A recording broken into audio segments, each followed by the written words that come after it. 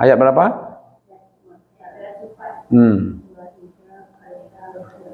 Berarti ini adab ya, adab untuk orang yang membaca Al-Quran. Dan untuk kita yang sedang berada di posisi di depan orang-orang yang membaca Al-Quran itu. Kan itu sebenarnya.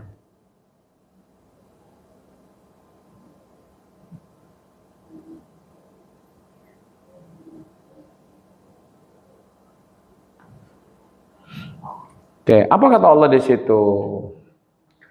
Wa iza quri'al Qur'anu fastami'u lahu wa ansitu la'allakum turhamun. Ada 3 poin di situ ya. Pertama baca Quran, kedua dengar dan diam, ketiga baru ada rahmat di situ. Jadi kalau dibaca pun Al-Quran kita tidak dengar, kita tidak diam ya tidak dapat rahmat. Atau perintahnya ketika ada Al-Quran dibaca di depanmu, kamu diam, kamu berhenti bicara, kamu berhenti membaca yang lain. Jadi sebenarnya kita ini sebenarnya kalau udah ada satu orang baca ya kita dengarkan. Kita tahu pula mana yang baiknya, mana yang belum pasnya gitu.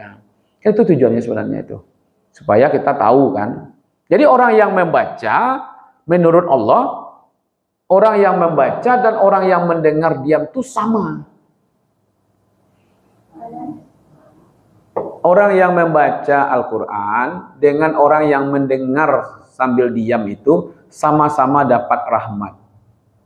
Tidak perlu pula kita baca pula ayat. Kita dapat pahala juga kan? Rahmat itu kan bisa dapat pahala, dapat derajat di situ. Jadi ketika ada orang yang baca Quran kita dengarkan, apa yang didapat oleh orang yang membaca kita juga dapat. Nah, terutama sekali ini di dalam sholat. Jadi ketika imam membaca ayat dalam sholat, itu jangan baca pula bacaan yang lain. Nah, dengar. Jadi bacaan imam itu sama dengan bacaan kita.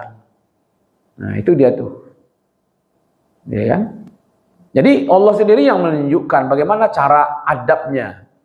Ya kan? Wa iza quri'al Qur'anu fastami'u lahu wa ansitu la'allakum turhamun. Maka tidak boleh baca Quran keras-keras kalau ada orang lain terganggu, tidak boleh. Zikir keras-keras, ada orang lain terganggu juga tidak boleh. Iya kan? Pokoknya ada kegiatan kita terganggu oleh orang lain. Makanya tadi ada kulukum, masing-masing kamu itu, ya kan, mendekatkan diri kepada Tuhan. Maka itu jangan yang satu mengganggu dengan yang lain. Orang yang baca Quran itu dia mau mendekatkan dirinya kepada Allah dengan baca Quran. Orang yang berzikir dengan berzikir itu. Orang yang sholat dengan sholatnya. Maka itu yang berzikir jangan ganggu orang yang sholat. Yang baca Quran jangan ganggu orang yang berzikir. Gitu. Kecuali dari situ memang kayak satu membaca, satu mendengarkan semua itu. Ternyata dia pilih juga yang lain. Nah itu salah dia lagi. Ya kan? Umpamanya jam-jam kita tuh udah jelas jam itu gitu. Kita mengadakan acara. Umpamanya nih kan, ini Qori sedang baca Quran, dia masuk ke masjid. Kan nggak mungkin pula, saya mau sholat sunat ini, tolong berhenti baca Quran dulu. Nggak mungkin kan, berarti, iya kan, nah, dialah yang ngambil resikonya kan, karena memang jamnya itu jam pembukaan umpamanya kan. Nah gitu, ya itu adab.